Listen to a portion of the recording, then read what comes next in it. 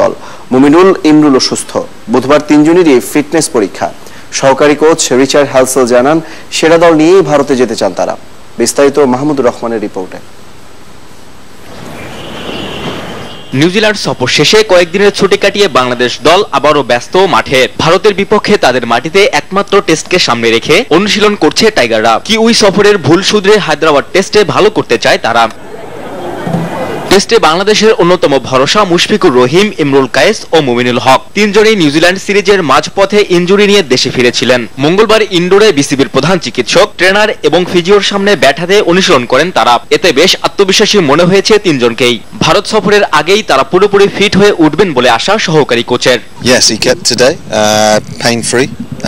মুশফিক, মুমিনুল ও ইমরুলের ভালো উন্নতি হচ্ছে। ফিজিও জানিয়েছে ব্যথা ছাড়াই ব্যাটিং অনুশীলন করেছে তিনজন।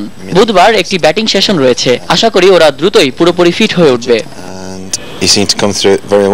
নেটে ব্যাটিং এর পাশাপাশি মাঠে ফিল্ডিং অনুশীলন করে বাংলাদেশ দল। নিউজিল্যান্ড সফরের ভুল কাটিয়ে তুলতে পারলে হায়দ্রাবাদ টেস্টেও ভালো করা সম্ভব বলে মনে করেন সহকারী কোচ।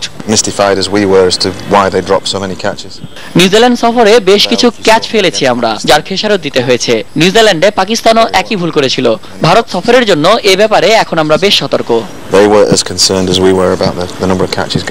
ভারত সফরের জন্য বুধবার চূড়ান্ত দল ঘোষণা করবে বিসিবি। আর 2 ফেব্রুয়ারি ভারতের উদ্দেশ্যে ঢাকা ত্যাগ করবেন মুশফিক, তামিমরা। একমাত্র টেস্টের আগে ভারত এ দলের সঙ্গে দুটি প্রস্তুতি ম্যাচও খেলবে তারা। মাহমুদুর রহমান, নিউজ 9, ঢাকা। বাংলাদেশ ক্রিকেট লিগে ড্র হয়েছে বিসিবি নর্থ জোন ও প্রাইম ব্যাংক সাউথ জোনের ম্যাচটি। নর্থ জোন 44 রানের লিড নিয়ে 2 উইকেটে 69 রান তোলার পর ড্র মেনে নেয় দুই দল। সিলেট বিভাগীয় স্টেডিয়ামে 4 উইকেটে 294 রান নিয়ে চতুর্থ দিনে ব্যাট করতে নামে সাউথ জোন। ফজলে মাহমুদ 147 ও জিয়াউর রহমান 57 রানে আউট হলে 448 রানে থামে সাউথ জোনের ইনিংস। 39 রানে অপরাজিত থাকেন আব্দুর রাজ্জাক। তাইজুল ইসলাম নর্থ জোনের পক্ষে পান 5 উইকেট। এর আগে বিসিবি নর্থ জোন 9 উইকেটে 492 রানে প্রথম ইনিংস ঘোষণা করে।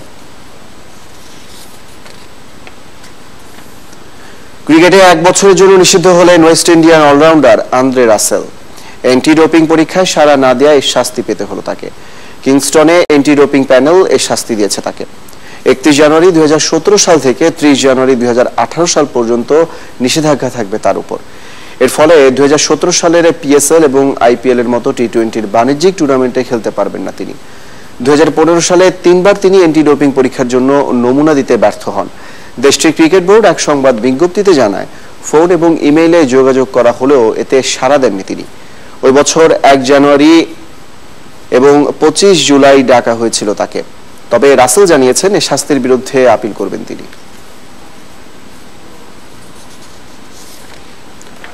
ইংল্যান্ডের বর্ষসেরা ফুটবলার হয়েছে লিভারপুলের অ্যাডাম লালানা।